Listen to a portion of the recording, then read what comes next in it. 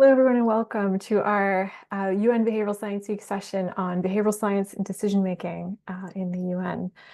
So my name is Mary McLennan. I am the Senior Advisor in Behavioral Science to the Executive Office of the Secretary General. I also lead the UN Behavioral Science Group, which I will come to shortly.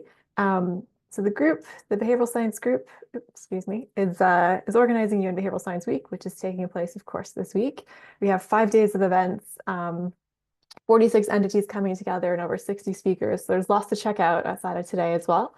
So just to give you a sense of some of the sessions that are to come, there's a lot on AI and behavioral science and data, also on thinking about expanding our methods taking place on Thursday.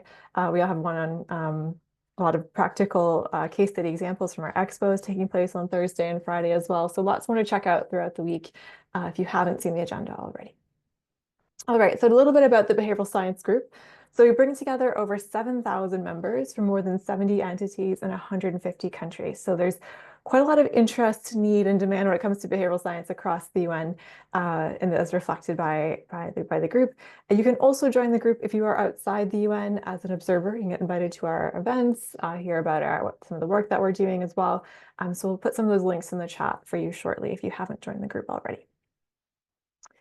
All right, so also to share here, why we're talking about behavioral science, there's lots of things you'll hear about the week in terms of its importance for innovation, for impact, for decision-making, as we'll discuss today, as well as for just simplifying what we do. But really a big push behind our efforts the last few years has been this UN 2.0 quintet of change.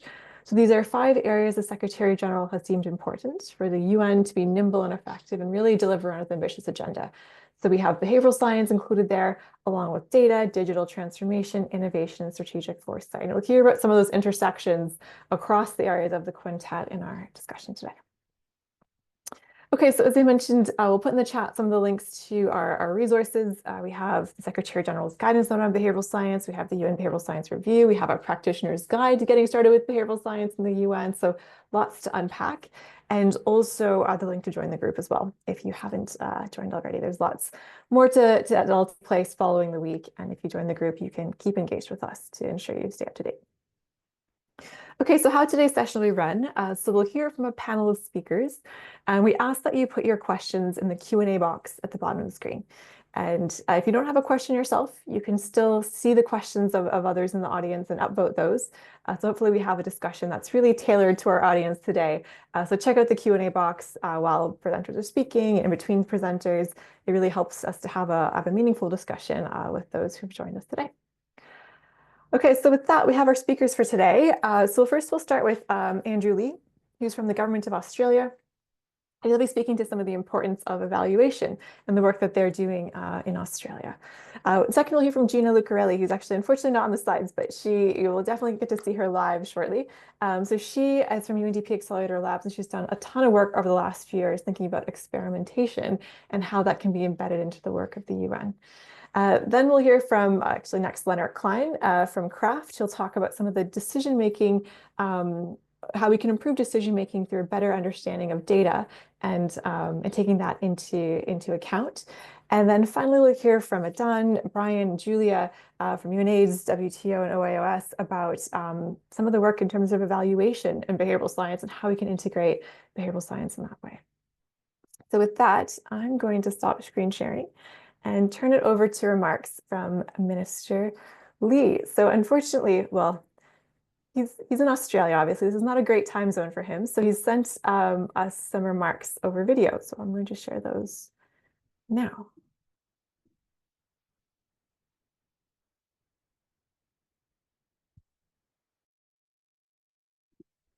G'day, my name's Andrew Leigh, the Assistant Minister for Treasury in the Australian Government. As is normal in Australia, can I begin by acknowledging the Ngunnawal people on whose lands we're meeting and pay my respect to their elders and to all First Nations people present. Happy UN Behavioural Sciences Week, and thank you to Mary McLennan for the opportunity to deliver some opening remarks. Here in Australia, behavioural sciences have been important to how we've done policy making for a long time. A behavioural sciences unit at the heart of the Australian Government was set up following the example of the UK Nudge Unit. And in 2023, the Australian Government set up the Australian Centre for Evaluation, a unit within Treasury which focuses on expanding the quality and quantity of high quality evaluations across the Australian government. The Australian Centre for Evaluation has a particular focus on randomised trials, and that's what I'd like to talk to you about today. Randomised trials have transformed medicine, moving from the old eminence-based medicine, in which the expert wisdom of grey beards was all that mattered, to evidence-based medicine, in which what mattered was which medicines worked best. That saw careful, rigorous randomised trials of treatments such as tuberculosis and the polio vaccine, saving countless lives. In the rollout of healthcare, randomised trials have been important too. The debate over whether it was better to get people to make co-payments for malaria insecticide treated bed nets was finally solved through a series of randomised trials conducted in different low-income nations. Those randomised trials showed clearly that when people received a bed net, but they hadn't made a co-payment, they were just as likely to use it, and that far more people got bed nets when there was no requirement to pay. That then changed policy across the developing world and has gone on to save many lives in the area of malaria treatment. We're seeking to do the same in the area of policy, bringing rigorous randomised trials to areas such as disability care, employment and education. The Australian government is working in partnership with other governments around the world that have focused on how to better use randomised trials. We're inspired by the example of the Education Endowment Fund in the United Kingdom, by the work that the Arnold Foundation has done in funding a series of randomised trials across social policy. We've benefited from the Global Commission on Evidence report put together at McMaster University in Canada, which has shown how all of us can better use evidence. And recently, the OECD hosted a one-day roundtable put together by Australia on how randomised trials and the better use of evidence can be deployed. Work is already ongoing to better combine evidence syntheses across like-minded countries. Work akin to that which has been done in the past by the Cochrane collaboration and the Campbell collaboration. Better synthesising evidence is integral to the production of evidence. We need not only to have high-quality evaluation, but also to distill those evaluations so policymakers can make better decisions. So thank you for the opportunity to talk about some of the things the Australian government is doing and the ways in which countries can better work together to use evidence. I'm wearing today my I Love Evidence badge, and I hope that similar passion for evidence can permeate more countries. If our work can be useful to you, please don't hesitate to be in touch. Thanks again, and happy UN Behavioural Sciences Week.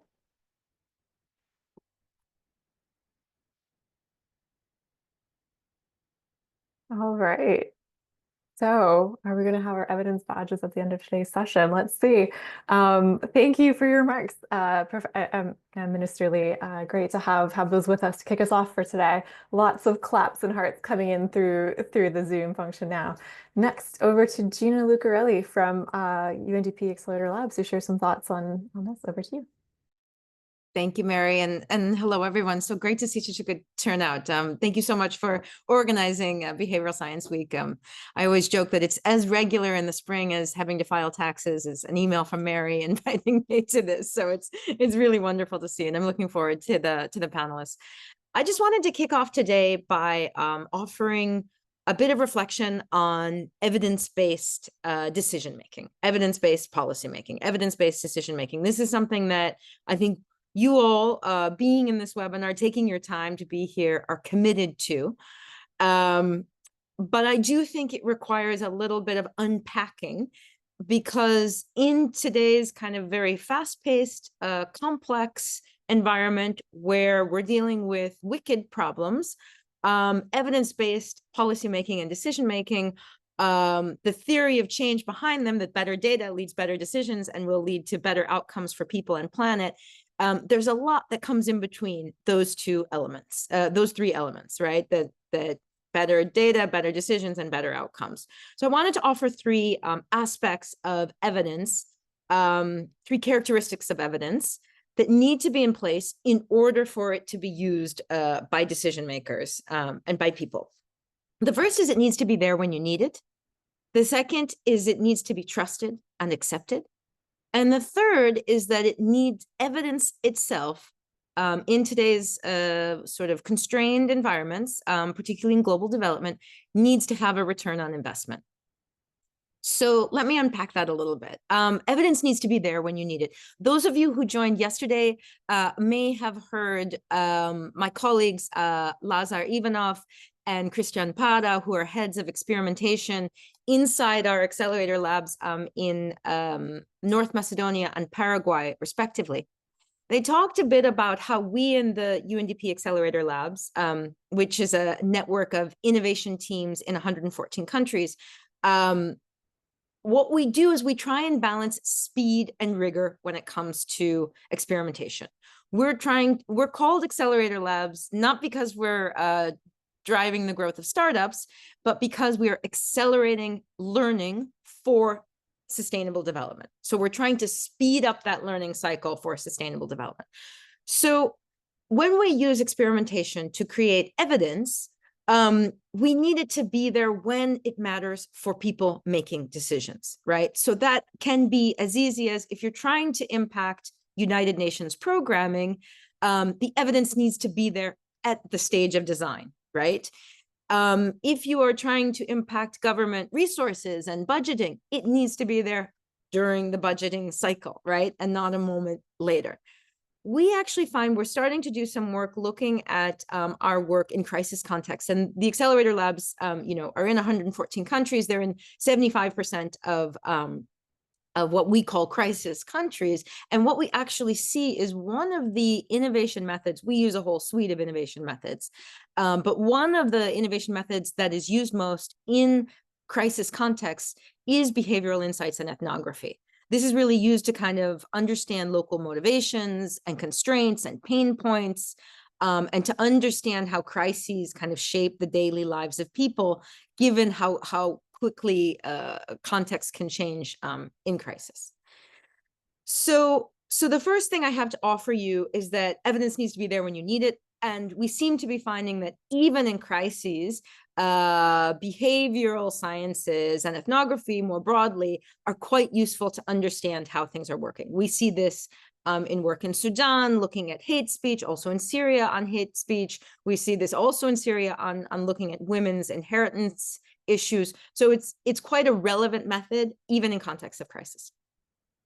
The second aspect of evidence that I wanted to explore here is, in order to be used for decision-making, evidence needs to be trusted and accepted. And one of the things that we are learning, with this large network of innovation labs inside the UN development program, is that in order for evidence to be accepted or trusted, it often helps if people collect it themselves. So we've done quite a bit of work using citizen science, which is sort of, broadening who does the research, right? Instead of a few highly skilled researchers doing, large scale trials in multiple places, this is larger groups of people doing smaller trials, but that are comparable, right? Using some kind of data standard, using, open source software and tools to compare results. So I want to share with you one example, which actually doesn't come from our network, but it does come from some research that we've done on collective intelligence for climate action, which is indeed where we kind of picked up this point that something about when people collect their own data makes them more likely to act on it. Essentially, this is a piece of work from CGIAR, the Consultative Group on International Agricultural Research, and it's a piece of work called Seeds for Needs. And basically what they're looking at is trying to figure out which seeds work under the context of the changing climate. So changing rain patterns, extreme temperatures, et cetera. What works for farmers in actually growing food. So what they've done is, in 14 countries, they have 50,000 farmer scientists who plant seeds and see what happens and record data, again, using a light touch data standard and some open source software.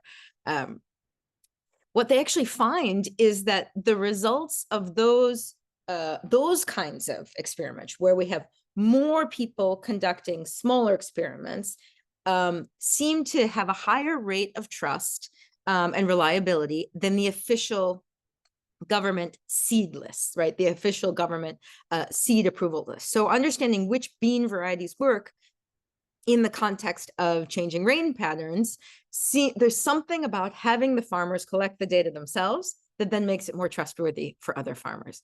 And so I offer this to you because we talk a lot about evidence-based policymaking, evidence-based decision-making, and I do think there is something we need to do in terms of democratizing who collects data, who analyzes data, because we might have a better chance of it getting acted on if we take it from there. The third point I have to offer you is, and this is my last point, those on my team know I always have three, is that evidence, in order to be used for decision-making, needs to have a return on investment. So I say this because, so when we started the UNDP Accelerator Lab Network back in 2019, very early on, we actually were graced to get an award from Apolitical. We were chosen as the public service team of the year when it came to evidence-based decision-making. And I always thought that was kind of funny because I felt we hadn't really done anything yet to deserve it, but of course we were happy to have the award. I also thought it was funny because I didn't think of us as Accelerator Labs as really in the evidence-based decision-making, evidence-based policy-making sphere. Where we are now is we do have these 90 labs reaching 114 countries, and they're all running experiments to try and generate new forms of evidence. One thing that we've done in the past 2 years is to try and create a return on investment for the generation of new forms of evidence. So behavioral science is one form of new evidence that we create. We use multiple other ones, and you can kind of check out our website to see the sort of broad suite of innovation methods that we use. Essentially, what we found is we sat down and we tried to figure out, okay, how can we convince our investors that using experimentation to create evidence is actually worth their money? Especially because we're very often getting the feedback, you do these small scale experiments, it's too small. The problems are very big and we need to be operating at scale. So we thought, okay, let's look at the scaling rate of our experiments, right? As a way of instilling investor confidence and creating a sort of return on investment. So taking inspiration from our lab in Lesotho, who actually started doing this, and then we scaled it up globally to all the 114 countries. We developed a way to measure whether or not our experiments have had any result, have been used in any way. And essentially what we look at is, has it influenced public policy? So for example, in neighboring Eswatini, the team did an experiment on banning single-use plastic bags, then it ended up becoming policy. The experiment phase enabled people to react to what it would be like if there was a ban on single-use plastic bags, what kinds of entrepreneurship it would actually generate among women in creating cloth bags, that sort of thing. But eventually an experiment became policy. So that's one way that we measure scaling. The other way we measure scaling is whether or not it's been picked up by the UNDP, by government, and scaled geographically. So we've seen this, for example, recently in Ecuador, where they've done some work creating digital memory maps to create a human face to victims of femicide. And this piece of work has actually been taken to scale almost throughout Ecuador by being integrated into training for judges and prosecutors, which has reached many areas of Ecuador.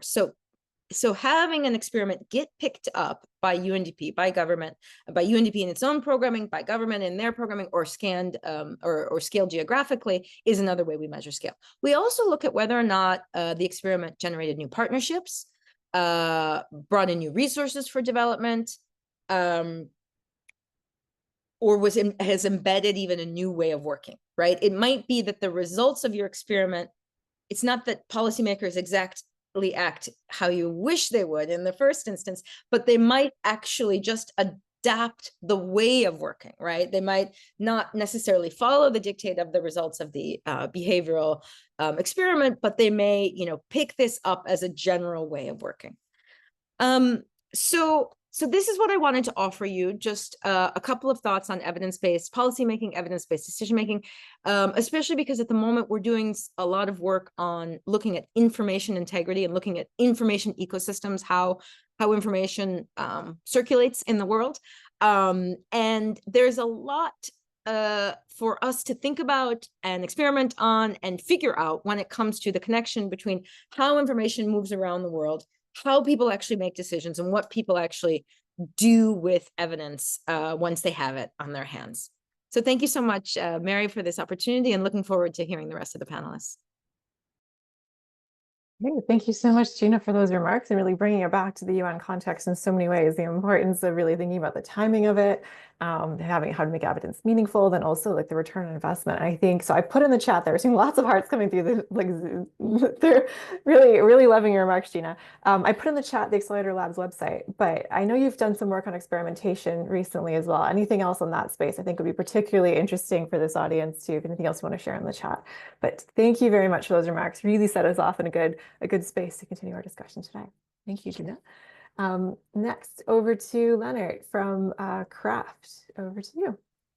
Yes, I cannot thank Gina enough. This is really the perfect setup for the work that we're doing at CRAF'd. But hi, I'm Leonard. I'm the Data and AI Analyst at the Complex Risk Analytics Fund. And I'll talk a little bit more about how we can integrate behavioral science into that data ecosystem. So I'll just quickly share my slides here. Right. Hope you can see them. Okay, perfect. All right, so without further ado, what do we do at CRAF'd? So we finance, connect, and reimagine data that saves lives. What does that mean? Financing means that we need a sustainable financing basis for data and how it's being procured. But connecting also means bringing different people together, just like Gina mentioned, the farmers that are collecting the data, or like on the local level, or the local communities, but also different actors from academia, from the UN system, from all people that might be using the data or might be collecting it. And also to reimagine, which means sort of rethinking how we collect this data, but also how behavioral science might come in to improve the data ecosystem overall. And if we zoom out a little bit, why does this matter? So if we know that at least 42 billion in international aid are spent every year, if we could only improve 1% through optimized data-driven decision-making, that would already mean that 420 million would have like a more targeted effect for people and the planet in crisis-affected areas. So this is a huge, important potential here. And this is exactly the return on investment that Gina mentioned as well. And just like I said, this was really the perfect setup, because this is the theory of change that was mentioned before of evidence-based decision-making, right? So we have the data and analytics that ideally improve the resource allocation of crisis data and like crisis action, which would then lead to earlier, faster, and more targeted action, and then in the end, for more lives and livelihoods saved. But of course, this always seems like a bit of an abstract automatic process, but it really isn't. There's something in between here, because it's a human process. Decision-making is not just something that happens. It's something where you have decision makers, look at the data, make decisions, and then you have these outcomes. And this is exactly where behavioral science comes in. Because what we know from behavioral science is that people are not just a machine that takes data, rationally processes it, and then comes up with decisions, right? We have all these different complicated processes on how we actually deal with data and how we come up with decisions. And for example, cognitive biases can be a huge issue here. How we process data might already be influenced by what we perceive about the world, how we think about the world, what perspective we come at the table with. And so we need to be mindful of these processes. Also, information overload. Just because there's a beautiful dashboard doesn't necessarily mean that it's useful for the decision-making process. So we need to be mindful of that as well. And then, of course, if you don't have the statistical literacy, the best data set, no matter how the quality is, will not necessarily lead to better decisions. And then also there might be a lack of incentives, and that we have to be aware of as well. Within an institution, not necessarily to take up the data that is available to really drive better decisions. Unfortunately, also on the data side, we see that the ecosystem currently is dysfunctional and not very conducive to driving effective human decision making. And that's exactly what we see in our analyses as well, that it's fragmented, often incomplete, unfortunately quite unreliable and inconsistent, and especially relevant here, that there's a weak link to decision making. And it's really lacking in actionable insights. So even if the data is available, it's not necessarily linked to the important decisions that have to take place. And also, we don't really see that standards and best practices, for example, from behavioral science, are implemented in the way that data and analytics are structured. So ideally, we would take these into consideration and then really sort of set up a structure for data and for analytics tools that keep behavioral science in mind and to better enforce and optimize decision making. And how do we do this? Well, at CRAF'd, we think that if we pool the funding behind the data and use a prioritized investment process, we can drive a better, more functional crisis data ecosystem, which is connected and complete, which is more sustainable and reliable, and importantly, has sort of more insightful and direct link to decision making.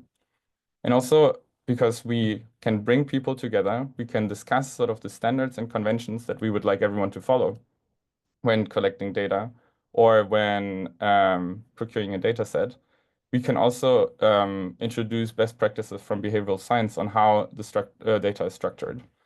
So for example, if we were to use a standard on how different variables are named across different data sets, which would allow for more interoperability, which then creates a sort of richer picture of the situation on the ground. This would also allow decision makers to more easily identify sort of what to look at and to reduce uncertainty and ambiguity.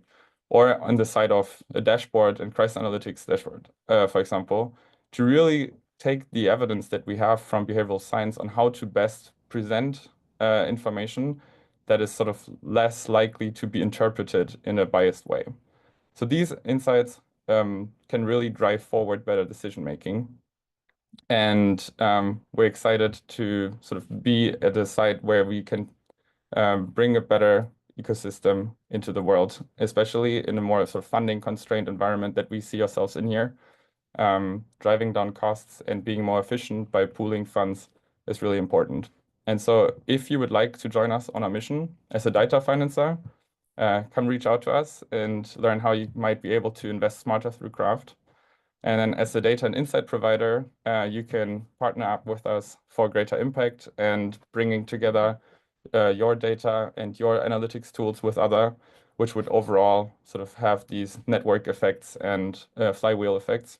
And then also as a crisis data champion, as we like to call them, so people who are actually on the ground making decisions, connect with us online to learn how we can work together more and what else we're up to. So thank you very much, and very much looking forward to the discussion later as well.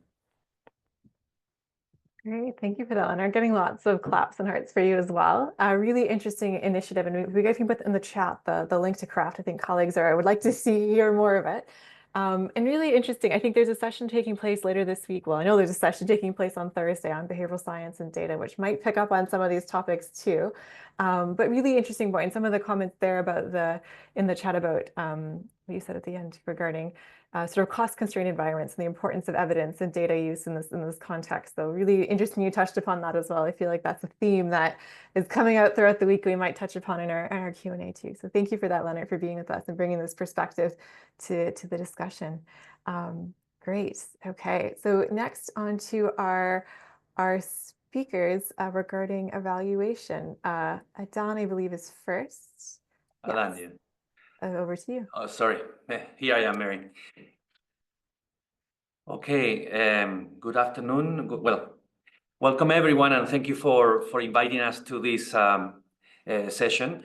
My name is Adan Ruiz. I'm the Director of Evaluation Office at UNAIDS. That's the joint program that fights AIDS through 11 agencies in the UN.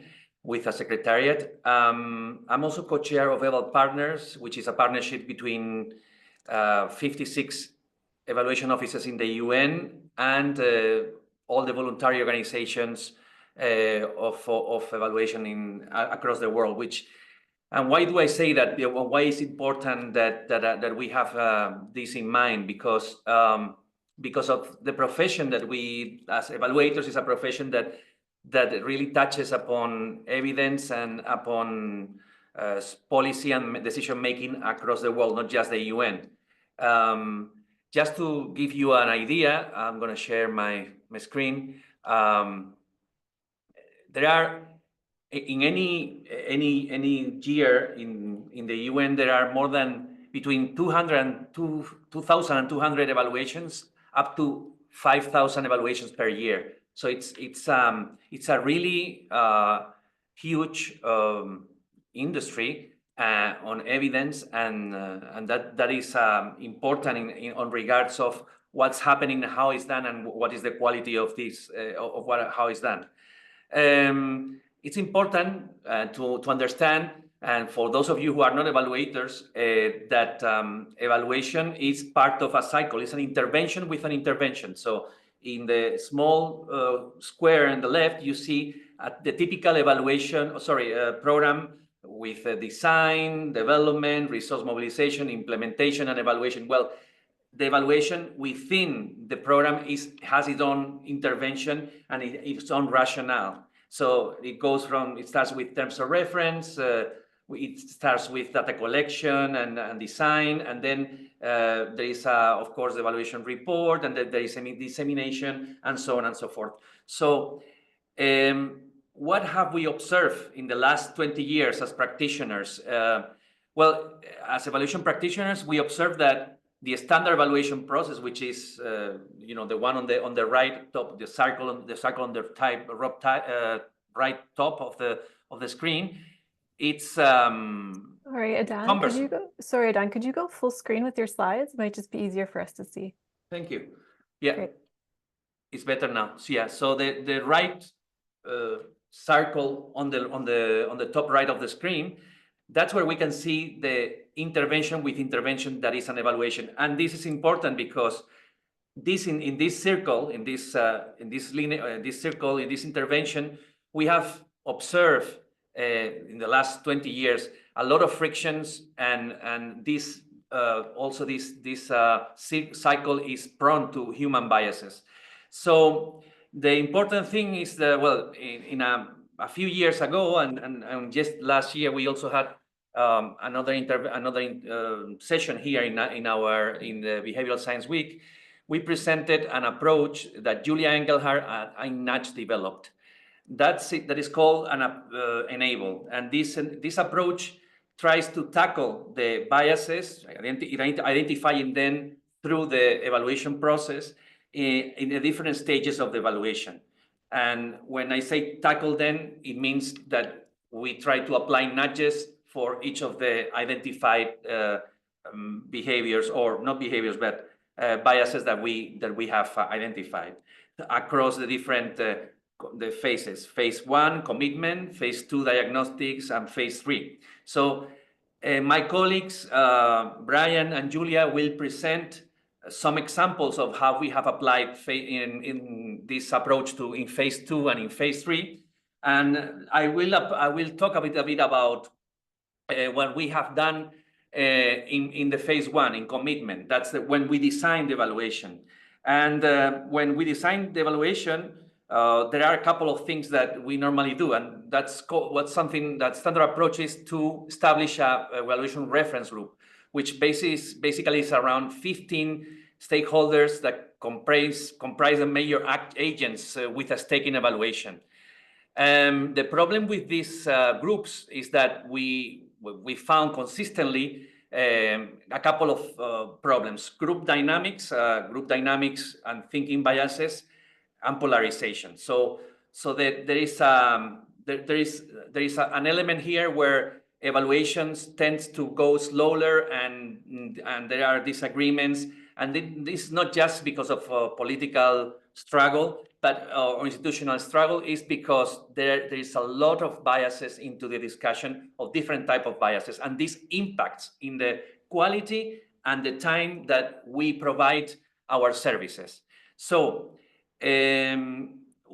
just one real quick example of how we have tackled the problem with group thinking and power dynamics, and this amplifying polarization and amplifying errors in terms of group thinking. Well, we have used in our approach and evaluation framing, and in framing there are two different types of framing. The first thing is to make sure that the questions on the agenda are technical and they are substantive, and they have a practical value to the conversation. So that allows for a discussion that limits itself to the realm of technical and professional thinking.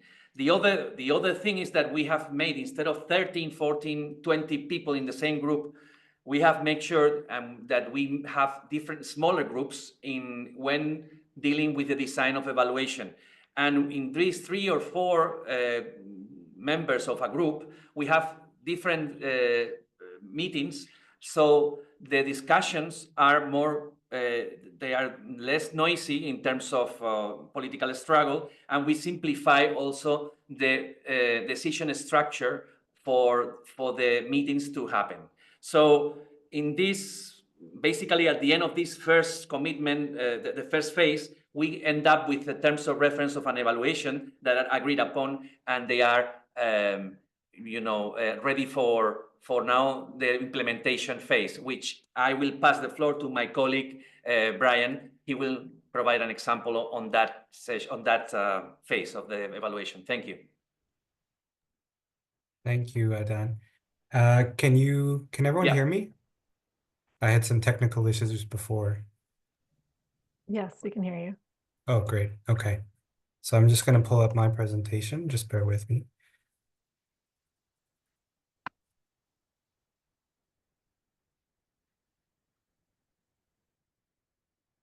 Okay. So can everyone see the presentation? Yes, we can. Okay, great. Well, thank you everyone for joining the session, and I'm very delighted to be here today. So I work for the Inspection and Evaluation Division of the UN's Office of Internal Oversight Services. However, what I'm going to present today is a result of an experiment from my previous role in the Canadian government in collaboration with academics from Harvard and UCLA Berkeley. My hope is that this serves as an example of a practical, low-cost intervention that could be applied by almost anyone seeking to communicate more effectively. So we tested 5 different survey invitations to 30,000 people to see if certain messages would lead to higher open rates. But before I jump into the experiment, it's important to speak to the problem we were trying to address. As much as we all want to help and answer surveys, we are bombarded daily with requests to provide feedback for all the different products and services in our professional and personal lives. In short, many of us are overwhelmed or have little patience, especially with long and confusing asks.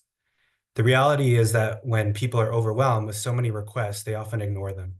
And what this means for evaluators and researchers is that we may miss out on getting key feedback. So to tackle this problem, we ran an experiment and applied the scientific method to really test this. A little bit about the program we were evaluating. It was an incentive offered by the Government of Canada to provide support to first-time homebuyers. While we had physical addresses on file, we didn't have any emails. So this was a major challenge for us. However, we did the best we could with what we had, and we sent out 30,000 physical letters to people with a QR code to try to invite them to access the survey. We knew this would be an uphill battle as it required the individual to physically open a letter, read it, and not immediately throw it into the trash or best case recycling. So I'll pull up the 5 conditions now that we tested. Note that what you'll see on the next slides, the only thing that changes is what's inside the purple box. Everything else stayed the same. Also noting that this was Canada, so the message is in English and French. So this is the first condition. So it was about seeking input regarding experiences based on our standard messaging we use normally in an evaluation to invite people to do a survey. Second condition, helping us or the government improve the program. This approach was based on acknowledging the experience of having used the program to best provide the government with feedback. Third one, don't be left out.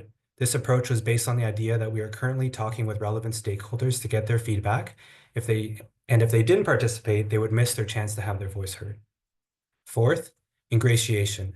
This approach aimed to show that we understand how difficult purchasing a home is in today's market and congratulated users on this achievement. And fifth, and finally, helping other program users, which in some sense is a form of altruism. This approach was appealing to the good nature of people and their willingness to share feedback to help those in a similar position. So those are the 5 conditions we tested. To administer the experiment, we randomly divided the population into these 5 groups, around 6,000 letters per condition. So here are the, again, a lot of information quickly, but here are the 5 conditions we tested. Mary, I don't know if it's possible now to initiate the poll. It'd be interesting to run our own little experiment now. I'd like to ask everyone to vote. Which do you think did best?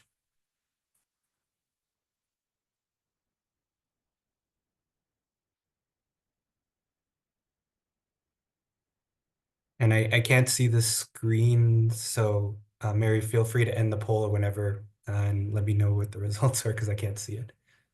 Maybe let's wait 10 more Sure. seconds. Then I'll end the poll. That's a signal to the audience. You have 10 seconds or else you'll not be included in this. Okay, I'll end the poll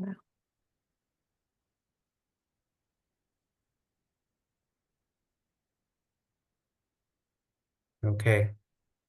Okay, so I'm seeing number 3 was the highest, followed by number 4, then number 5. Interesting. Okay. So now we'll go to the results. So before we go there, just to preface it, so the way it's organized is on the left, you'll see on the next slide, the winning condition. Then everything to the right is relative to that condition in terms of % fewer survey opens. So here are the results.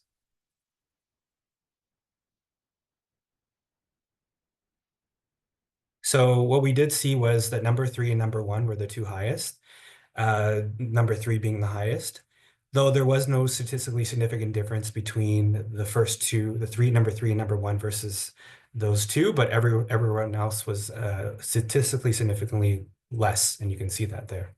Now, the question of why this might be, we can turn to behavioral science. There's been a lot of literature describing loss aversion as a very real thing. By framing things as something missed instead of gained, we tapped into the cognitive bias. Another thing at play is the bandwagon effect, which is the idea that people are more willing to do things knowing that many others are doing it. Another way to think about this is about FOMO, or fear of missing out. So those are our theories for why condition 3 won. But in terms of condition 1, why did that do well? Our thoughts was that research has shown that people are more responsive to simpler communication and clear calls to action. So overall, our results align with what one might expect from behavioral science. However, much more work is needed in the area to be helpful to test whether we can repeat these results and see differences internationally. This might have been a unique Canadian phenomenon, or maybe that can be applied internationally. Some other things that would be interesting to test are on the slide here, although we don't have time today to go through it. I'm hopeful that this has been helpful in providing a tangible example of how adjusting communication can yield very different results, and how failing to leverage these insights could mean missing out on significant opportunities to influence positive change. So now I will pass it over to my colleagues. Thank you. And I will stop sharing.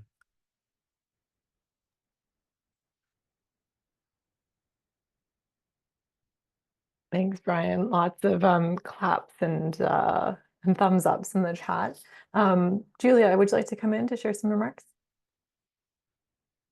Yes, hello. Hi, Mary. Thank you very much. And this is in continuation to what Adam actually and Brian has already mentioned. As Adam mentioned before, we worked together in our past life in developing this framework for evaluations. And the reason why we did that is because actually we realized that a lot of the recommendations we were providing or the work we were doing in evaluation obviously is aimed to improve actually the way we work. And most of those recommendations actually are aimed to be strategic and procedural. So this is why Adam and me, we started realizing that we were missing maybe some of the key insights of our work in terms of how we can influence decision-making to produce the change if we weren't including behavioral science in our process. Now, in continuation to that, this is I am going to explain a little bit, just one simple example, not overly complicated, in how we are trying to factor in the past examples of behavioral science into the recommendation process. So here, as I mentioned before, so usually evaluations were aimed to improve decision-making or influence decision-making in organizations. And one way we used to do that is actually, trying to look at the strategic, providing strategic guidance or also procedural recommendations.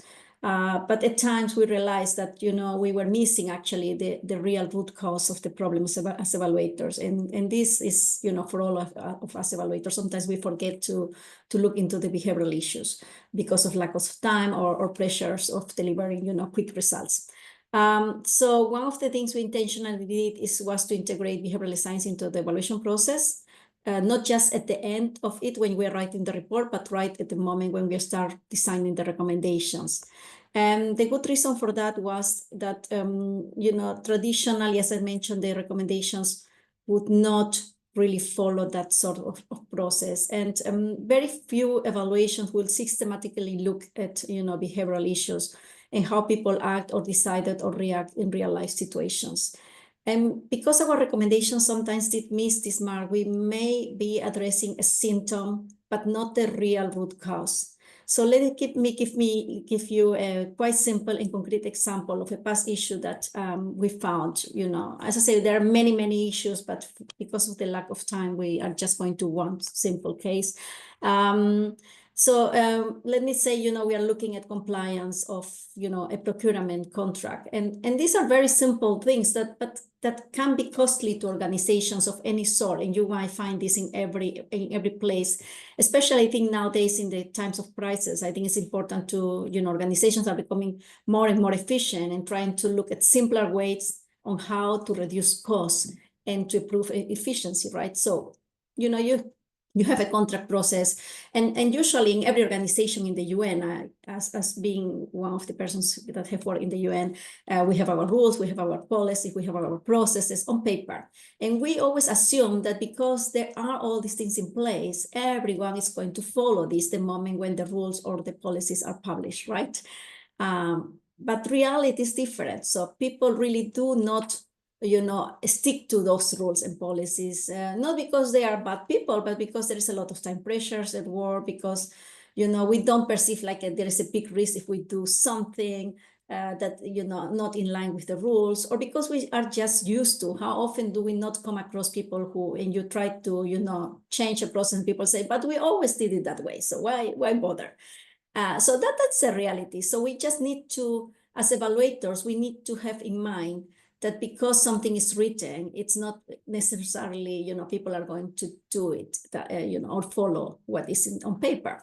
So this was, in one case, as I mentioned in the past, and let's say you have a contract and the rule says, below 50,000 or above 50,000, you're supposed to follow a certain process, and most people wouldn't do it. So what we did in my previous job was to actually include a process in automatized nudge, which you all probably are familiar with, this type of automatized nudge. And we would mention to people at the moment when they were going through the process, if the threshold was above 50,000, we say, please be reminded that, all these contracts above 50,000, we will take a sample for verification, and you might be among that sample. So already that simple message that would come, during the process did decrease the number of people that really was, were not following the rules. And in the fact, we realized that actually it was not longer necessary to keep reminding people about the rule. It was just more important to automatize the system with a very simple solution. Now, it might look like a, very insignificant way to nudge people, but in reality, these type of solutions, when it comes to the right moment in evaluation or audit process, what it does, it also decreases the, let's say, the potential risk of having fraud.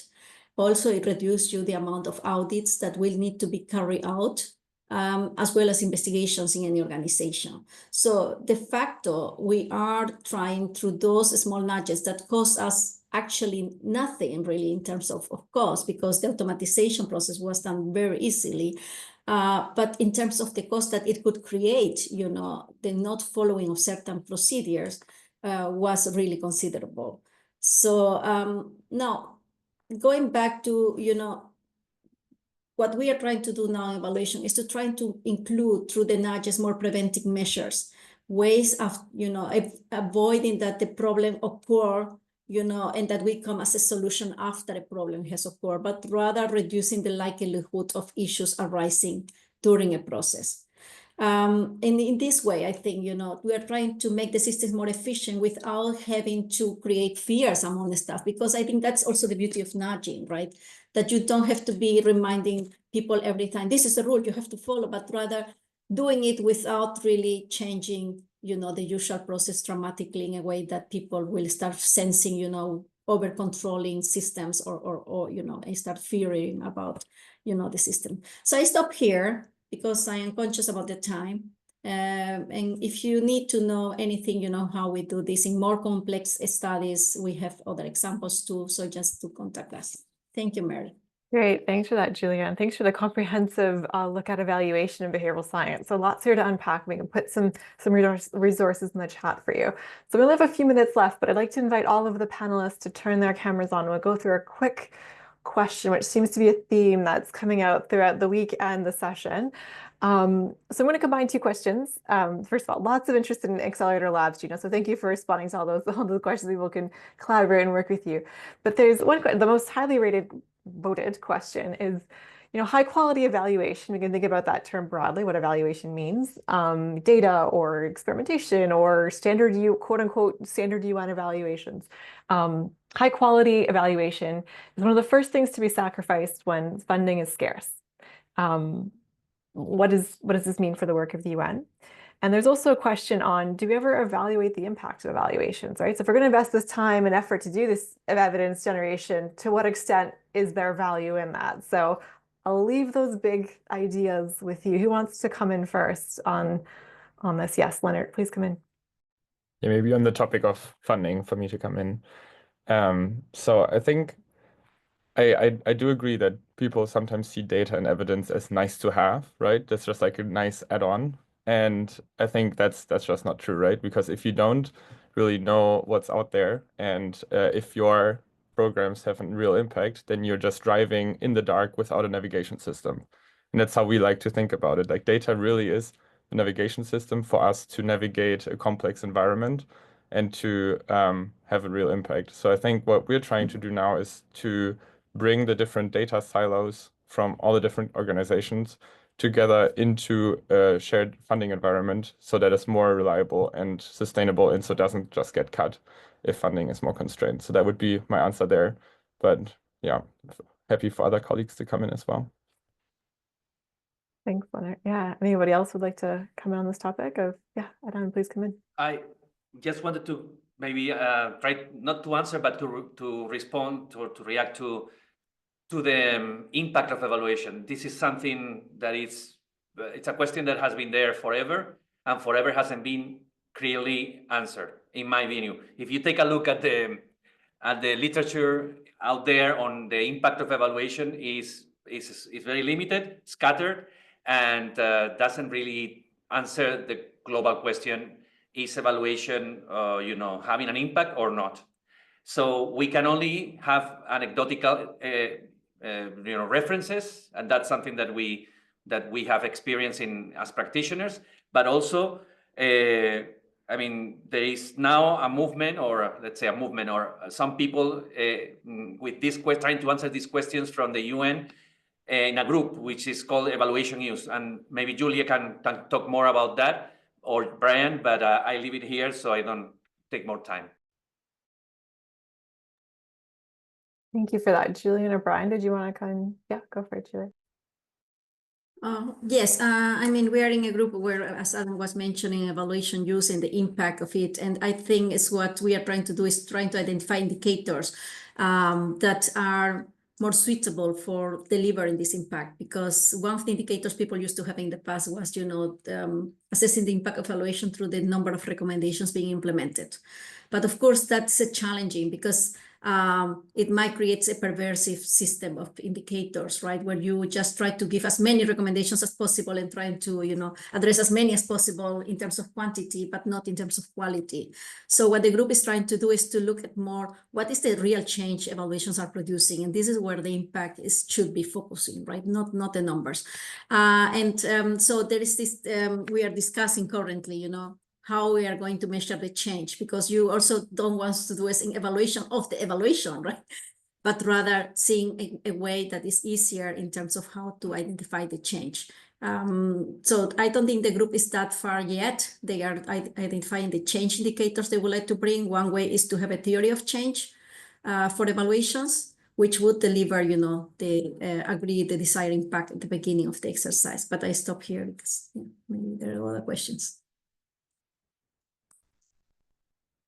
Mary, can I jump in? Yeah, go for it. Yeah, just to add quickly, I agree with everything Julie and Adam said to respond to the question. Two things. First, I think most evaluation units do their own, they do an external quality assessment. So that's one of the questions, how do we evaluate the evaluators? So something that we engage in, at least in OIOS. Second, the purpose of evaluation is generally twofold. It's not just, of course, we want to generate new insights and generate learning, but it's also for accountability. So a lot of things that come out of evaluations, although, some might say, oh, it's nothing new, it still has a value in terms of having a third party come in and do an assessment. So just cautioning, like when you see an evaluation, it's good in some ways that it reaffirms things that a program already knows, because that's a good sign that the program is being managed effectively. So it's not always going to be new or innovative, novel things. Thanks. Over. Yeah. That's good to know. Yeah, also sometimes too, you find things that work, things that don't work, things that backfire as well. You don't know what you'll find. Great, thanks for that. Oh, Gina, I think needed to leave. So unfortunately, we couldn't hear final remarks from Gina, but I think we had a really full discussion today. We've already gone over time. There are more questions in the chat we can unpack, but we've already gone over our space here. But thank you so much for our panel for joining us. This is, I think, the start of probably many conversations to be had about this topic in the UN and outside. So it also too, if you want to share any links to the UN evaluation group, Adan, Julia, feel free to do so. And there's the behavioral science group I mentioned at the start if you haven't joined, do so already. And yeah, with that, thank you very much for being with us today and looking forward to seeing you later in the week. Thank you. Bye, everyone.